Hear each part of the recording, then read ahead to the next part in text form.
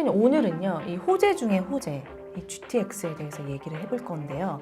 호재로 인해서 12억대까지 거래가 됐었는데 최근에 반값 6억대로 거래가 되었다. 사실 인더먼을 보면 인더먼이 왜 GTX의 성지처럼 됐느냐?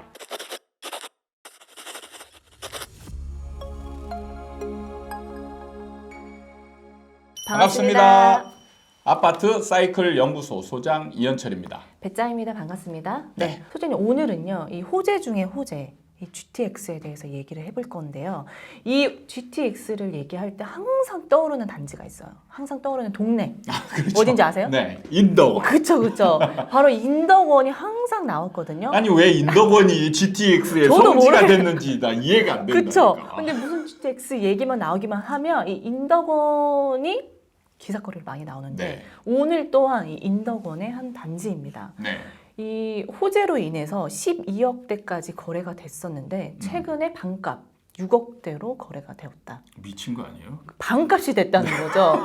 네, 이게 아무리 하락이어도 네. 이런 큰 호재가 있는데 가격이 방어가 돼야 되지 않나. 일단은 제가 항상 강조하던 얘기인데, 네. 그러니까 호재가 있으면 집값이 올라가느냐, 이런 부분에 이제 굉장한 신뢰를 가지는 사람들이 너무 많다는 거예요. 네. 사실 인더먼을 보면 인더먼이 왜 GTX의 성지처럼 됐느냐, 호재로 인한 오버슈팅이 가장 강하게 나타난 지역이에요. 그러니까 오버슈팅이라는 걸 이해를 해야 되는데 과도하게 거품이 낀 가격이 만들어졌다 이거예요. 네. 그러면 오버슈팅으로 인한 가격은 어떻게 되느냐? 반드시 제자리를 찾아가는 거예요. 그러면 어떻게 돼요? 폭락하겠죠. 그러니까 이 오버슈팅이라는 걸 잘 이해를 해야 되는데 사람들은 호재로 인해서 네. 그 가격이 계속 한번 올라갔으면 거기서 유지되다가 또 올라가고 또 올라가고 이렇게 생각한단 말이에요.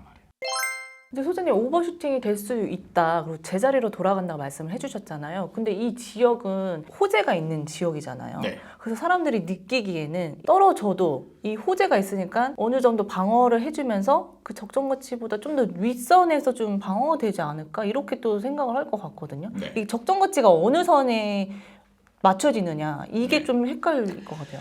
그러니까 이게 뭐냐면 예를 들어서 GTX다. 그러면은 지금 사람들이 교통의 접근성을 얘기하잖아요. 예를 들어서 멀리 있어요.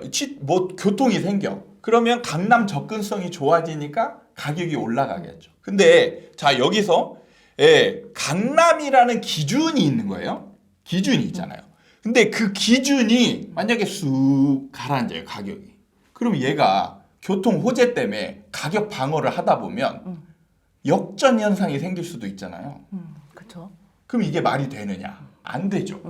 그러니까 이게 부동산을 자꾸 제가 항상 시각을 너무 좁게 보지 마라라고 얘기하는 게 뭐냐면 부동산은 연결해서 연결이 쫙 다 돼 있어요. 그래서 가장 핵심인 어느 지역이 떨어지면 나머지도 다 떨어지는 거예요. 그리고 다른 지역이 떨어지다 보면 그 중심도 같이 떨어지는 거예요. 그리고 다른 지역이 올라가다 보면 그 지역도 올라가고 그 지역이 올라가다 보면 다른 지역도 올라가고 이런 느낌이 있는 거예요.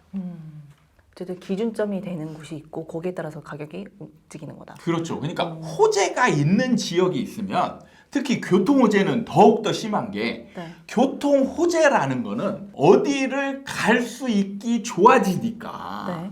그게 더 좋아지는구나. 그래서 가격이 올랐어요. 근데 걔의 한계점은 있는 거죠. 넘어설 수는 없는. 그죠. 그 지향점에 어느 정도 가격, 거리 대비, 이게 이동이 좋아지긴 했지만 거리는 떨어져 있잖아요. 그러면 그 거리 가치를 좁혀주는 거잖아요. 그러면 그 가치만큼만 상승해야 맞는 거죠. 그래도 아무리 봐도 반값은 네. 정말 많이 떨어졌다 생각이 들거든요. 그럴 수 있어요. 네, 이럴 때 필요한 거는 일종의 팩트 체크는 필요하다. 그러니까 6억으로 떨어졌어요. 네. 6억 거래가 6억 거래가 찍혔다는 얘기잖아요. 그러면 자, 이 6억 거래가 과연 지금 시장을 반영한 이 아파트의 적정 가격이냐, 이거를 한번 체크해 볼 필요는 있다라는 거예요. 그래서 여러분들이 이런 뉴스가 나왔을 때 실거래가는 당연히 봐야죠. 네. 그래서 실거래가를 볼 때 그 실거래가에 찍힌 가격만 보면 안 되고 앞뒤 전후의 실거래가를 봐야 돼요. 그래서 만약에 6억이 찍혔는데 앞뒤로 6억에 근접한 가격, 뭐 예를 들어서 7억 1천, 그 다음에 뭐 6억대 후반 이런 식으로 찍혔다. 그러면은 안 봐도 이건 적정 가격이구나 이렇게 알 수 있어요. 그런데 이게 조금 툭 튀어나온 느낌? 이런 게 있으면 이거는 좀 의심을 해볼 만한 여지가 있구나. 이렇게 의심을 한번 해보고 그 다음에 이제 실질적으로 팩트 체크를 들어가야 되는 거예요. 그러면 그 팩트 체크는 어떤 방법으로 하느냐? 나와 있는 매물 호가를 보면 돼요. 매물 호가. 자, 가격이라는 거는 매물을 내놓은 사람과 그 매물을 보고 찾아온 사람이 의견 일치, 가격이라는 의견 접근을 이루어 가지고 그 정해지는 가격에 계약을 하는 거거든요. 그래서 이 매물에서 사실 약간 낮은 정도의 실거래가가 찍힌다. 그러면 이거는 흥정을 통해서 합리적으로 이 정도 가격은 충분히 매도자도 뭐 이 가격에 내놨지만 충분히 이 가격에 팔 수 있겠지라는 합리적 검증 이런 의심 이런 게 들어가는 거예요. 근데 약간은 갭이 너무 커. 그러면 매도자가 과연 저 가격에 저렇게 합의를 했을까? 그쵸. 손해보고 파는 거잖아요, 네. 진짜. 손해를 엄청 보고 파는 거잖아요. 그거를 생각을 해보는 거예요. 물론 어떤 미친 사람이 정말 급한 사람이 그 가격에 팔 수 있겠죠.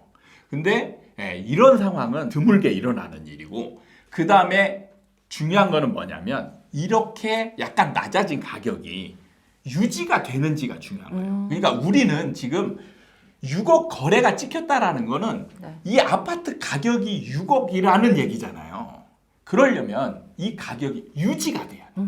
그래서 자 우리가 지금 노트북을 보고 할까 하다가 좀 번거로워서 조사를 해봤습니다. 매물대를 조사를 해봤더니 이 나와 있는 단지가 있죠. 단지 이름이 평촌동 푸른마을 인덕원 대우라는 단지예요.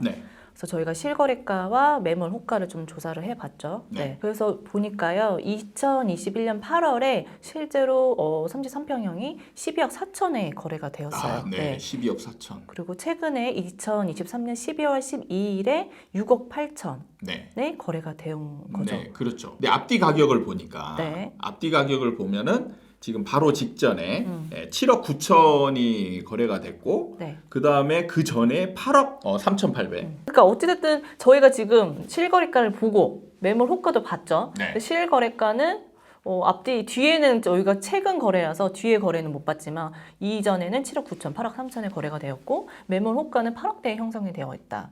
이걸 따져봤을 때 6억 8천은 정말 일반적인 거래는 아닌 것 같다. 그렇죠. 지금 거죠. 어느 정도 조금 정상적인 생각을 하자면 지금 이 아파트의 시세는 한 8억 정도. 8억 정도로 보시면 타당하지 않을까 이런 생각이 듭니다. 자 여기서 이제 중요한 부분은 뭐냐면 이제 앞으로 찍히는 실거래가예요. 만약에 8억 정도가 어느 정도 타당한 시장 정상가라고 보는데 앞으로 또 몇 개 거래가 이루어지는데 그게 6억대에 똑같이 찍혔다. 그러면은 이거는 어떤 상황이냐면 매수자들이 아예 가격을 정해놓은 게 그냥 6억대에 살 사람만 있는 거예요. 그리고 매도자들이 8억대에 내놨지만 상담을 해보니까 이거는 절대 이 가격에는 팔릴 수 없구나. 그렇지만 매물은 이 가격에 내놓고 조정은 해야 되니까. 그런 다음에 부동산한테 조정 여부나 이런 것들을 봐서 6억대에 거래가 되는 거예요. 그러니까 앞으로 찍히는 가격이 이제 제일 중요하겠죠. 그러니까 지금으로 봤을 때는 우리가 추정을 한 거는 8억 정도가 이제 이 아파트의 어느 정도 시세나 정상 가격이라고 추정을 하면 될 것 같고 6억 8천에 거래된 거는 지금 뭐 정상 거래로 나오긴 해요. 이게 직거래나 이런 걸로 표시는 안 되어 있기 때문에 근데 이 안에 어떤 사정이 들어가 있는지 아예 모르잖아요. 그러니까 이게 지금은 정상적인 가격으로 인정되기는 조금은 좀 의심스러운 부분이 있다. 이런 팩트 체크. 그래도 보면요. 이게 12억 4천까지 거래가 되었고 받고 시세는 8억대로 볼 수 있다 네. 하셨잖아요. 그렇게 해보면 그래도 4억 4천 정도. 네. 2년 만에 시세가 이 정도 떨어진 거예요. 네. 이걸 보다 보니까 진짜 소장님이 호재가 오히려 악재가 된다는 것처럼 그렇게 좀 생각이 들더라고요. 그러니까 이게 시장이 이제 하락하기 시작하면 어떤 상황이 되냐면 이제 호재가 그 가격을 방어할 수 없게 돼요. 그리고 사람들은 이제 어떤 생각을 갖게 되냐면 아 이게 호재가 있는데도 이게 가격이 이렇게 떨어지네? 그러면은 우리 아파트는 아닌 갭이야. 여긴 아닌가다. 네, 이게 되거나 아니면 우리 동네는 아닌 갭이야. 이렇게 되는 거예요. 네, 그러면서 이제 더 싸게 파는 사람들이 또 생겨요. 그래서 호재가 절대 가격 방어를 하지 못해요.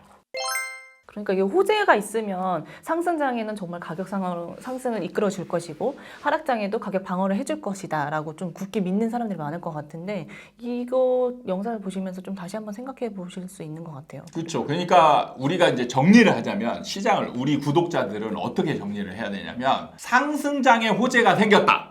그러면 당연히 사야죠. 더 많이 올라요. 지금 인더번처럼 오버슈팅이 돼요. 그러니까 된다가 아니고 될 수가 있는 거예요. 오버슈팅이 나올 수가 있어요. 그걸 노리고 호재가 있는 지역을 사는 건 아주 좋아요. 근데 진짜 조심해야 될 게 뭐냐면 그걸 산 사람들은 뭘 하냐면 호재에 모든 걸 걸게 돼요. 그냥 야 호재 때문에 올랐고 호재는 이제 시장이 떨어져도 얘는 버틸 것이고 막 이런 생각을 네. 거기에 이제 막 이제 몰입되는 거죠. 네.